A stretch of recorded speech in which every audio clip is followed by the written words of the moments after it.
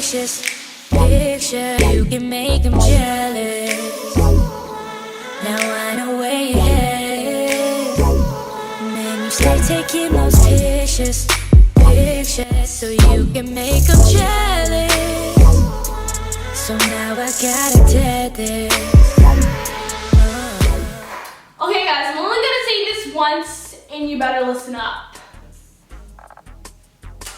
Go follow me on my Instagram at Myrcedes. Hello, look us out there on the web. It is me, Myrcedes, and in today's video, it is a very exciting video because this video is a video that I have been dying to create on my channel, and it is a video all about how to have an Instagram theme and just ways to take high quality Instagram photos. This video is also a collab with one of my good friends. This is a collab with Kaylee. I will have her video linked down below. You should definitely check it out. Her channel is amazing, and yeah. I don't know if you guys know this, but I'm actually very much into Instagram. I love taking pictures for the app. I love posting on the app at least once or twice a week, and overall I just have a blast coming up with new ways to make my theme / my feed look always on point. So yeah, a lot of the times my friends will ask me, how did you get your feed to look so good, or what do you do to make your feed like match, or just how do you keep up with it? And I decided that instead of just telling just only my friends, I thought I would tell you my YouTube family, my chicas and my chicos, and I thought I would share with you guys my tips and tricks on how to have an amazing feed and also how to take amazing pictures for Instagram. So I know this video is going to get very detailed and long, so without further ado, let's go ahead and get on into this video. Believe it or not, I was actually very organized for this video. I actually wrote down literally tips for you guys. I actually wrote it down on paper, so this is very serious. That's how you know it's serious. Okay, so my first tip is just to find inspiration on what you want your feed to be about, or what you want your feed to be inspired by. And ways you can find inspiration is just through your city or where you're from. You can also find inspiration in the seasons, like what season it is and stuff like that. And I also think you can find inspiration from other people's Instagram accounts, as well as you can also find inspiration in colors, whether you want your Instagram to just be like an all white theme, an all black theme, like, or even make your Instagram an all pink theme. It just really just varies on what you want your Instagram to just stand for and what it's gonna be all about. My second tip is just to download the app called VSCOCAM, and I think VSCOCAM can work for many reasons. First of all, you can use it as an editing app to just edit your Instagram pictures with. You can also use VSCOCAM as a sketchbook or like an organizer to organize the layout of how you want your feed to look like. So I don't know if a lot of people know this, but on VSCOCAM they have a library feature where you can basically just import a bunch of pictures and it'll just basically lay it out, and like it's kind of almost like replicating your Instagram feed onto the library. So basically it's just saving you a lot of time, and also you don't have to upload and re-upload stuff to Instagram to see if it matches your feed. You can just do that in the VSCOCAM app. So that's why I really like to use the VSCOCAM app. Okay, so my third tip is just to go out and have a photo shoot. And what better way to get some new pictures to upload to Instagram than to go out and have a photo shoot with your friends or your siblings or even your family. And I just think having photo shoots are a lot of fun. Also, you don't just have to have a photo shoot all of yourself. I got 2 phones, one for the plug and one for the load. I got 2 phones, one for the beaches and one for the dough. Think I need 2 more.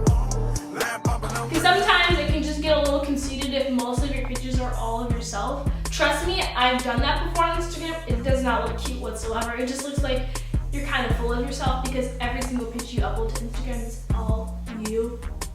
Yeah, no. Okay, my fourth tip is just to find a filter or a way to edit your Instagram pictures so that you have like a consistent pattern of how each and every one of your pictures look, so that way they match up. Whether that's putting on every single Instagram picture on a little bit of contrast, a little bit of low temperature, maybe sharpening it by like 3, or even just using a certain filter in every single picture. Just get a consistent pattern of how you edit your Instagram pictures, so that way they all match and they all look like, I guess you could say, together. Honestly, the goal for your Instagram feed should just make your feed look like a storybook, like it should portray how you feel and just what you want to express. Okay, my fifth tip is just to make your Instagram pics not repetitive. And I know it's kind of hard for some people because some people want to post a picture of Starbucks every single week. It'll look 10 times better if you just post it once and not 10 times. You get what I'm saying? So like, I don't know how to explain it. I just, like, does that make sense? It just looks so repetitive and it doesn't look very unique at all.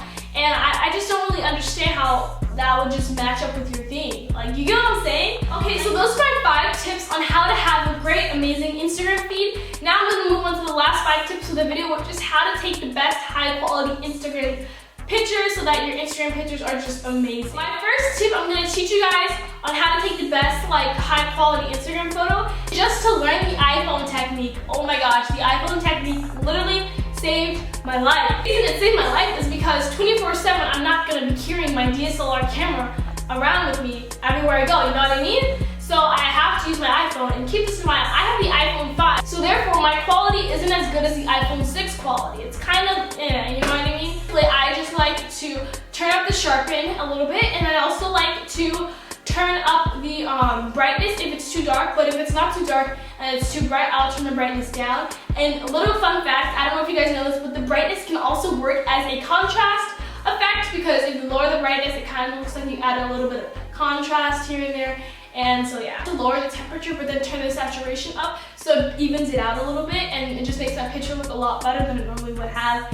And it just makes it look a lot less bland. So my next tip on how to take better Instagram photos is just the DSLR method or technique, which is just how to take better pictures on your DSLR camera. So I don't know if you guys know this, but if you're outside and it's too sunny or too bright, you need to turn your ISO down a whole lot, because bright pictures just aren't cute at all. Another thing that I actually learned from my photographer teacher was that you're supposed to use your DSLR camera on RAW, and RAW is basically putting your DSLR camera off of non-focus, which is not having an autofocus at all. I really suggest using RAW because you just get the best quality of pictures on your DSLR, because it's actually a raw photo, you know what I mean? Unless, I guess, if you're having one of your friends or someone who doesn't really know how to work the DSLR camera very well, if you're having them take the picture for you, I would just suggest leaving it on autofocus, because then you don't want to make them stress out and have to learn how to work your camera, because not everyone can really work the focus well on a DSLR camera. So my next tip is just to take high angle photos. And high angle photos is basically taking a picture up above like this, you know what I'm saying? Don't take downward, straightward photos, because sometimes they can look not as good as a high angle photo would have looked. You get what I'm saying? Even with selfies, you want to make it high angle.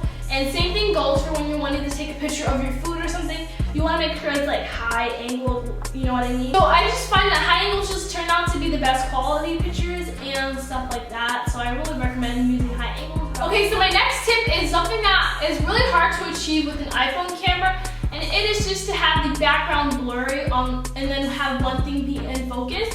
And you can achieve this with the DSLR camera very simply. All you have to do is tap to focus on one thing, and then the background could be blurry. If you actually have the Sigma 30mm 1.4 lens, that actually does it the best. I find that it looks way better quality, and it honestly just makes your picture look like it's very professional when you have one thing focused and then the background's completely out of focus. And yeah, but on iPhone you can't really achieve. There's a special app that you can use where you can just blur out certain parts of the pictures that you don't want to have be in focus, and basically you can just make it look like it's out of focus, but really it was in focus, but you're just blurring it out with the effect. So yeah. And then my last and final tip is just to tell you guys a couple of ideas of what you can take pictures of. A lot of people ask me, well, what do I take pictures of? Or what should I take pictures of? And there's a bunch of stuff you can take pictures of. One thing that I love to do is I love to take pictures of my scenery. If I'm traveling or going somewhere, I like to take a bunch of scenery pics. You can also take pictures of food that's really popular, food, coffee, drinks, anything like that. Can just instantly be a good picture to take. You can take a picture of your outfit of the day. I find that those pictures are super cute because we get to see your outfit, and because you can model a little. Also take a couple of headshot photos if you would like to, a couple of selfies, or have someone take a picture of you, or even take a picture with your friends, a squad photo. I really love taking pictures of street art, because street art is just very unique, and I think it just turned out the most inspirational picture, because it's street art. It's someone else's artwork, but then you can turn it into your artwork because you're putting it into your feed, and your feed is basically your artwork. Do you get what I'm saying? So I really love taking pictures of street art. Well, those were all of my tips on how to have an amazing Instagram feed and how to take the best Instagram pictures and stuff like that. I really hope you guys enjoyed this video. I had a lot of fun coming up with all of these tips, and if you guys got any inspiration off of this video, just let me know. Or if you guys think these tips are actually going to really help you guys out, just comment that down below. Also, if you guys are new to my channel, I would love it if you stick around and subscribe because that would just make my day. Literally, I love it when you guys subscribe because that just makes me feel like, yay, another chica, another chica. But I will see you guys in my next video. I love you guys so much, and yeah. Mwah! Ciao. Keep it on the DL,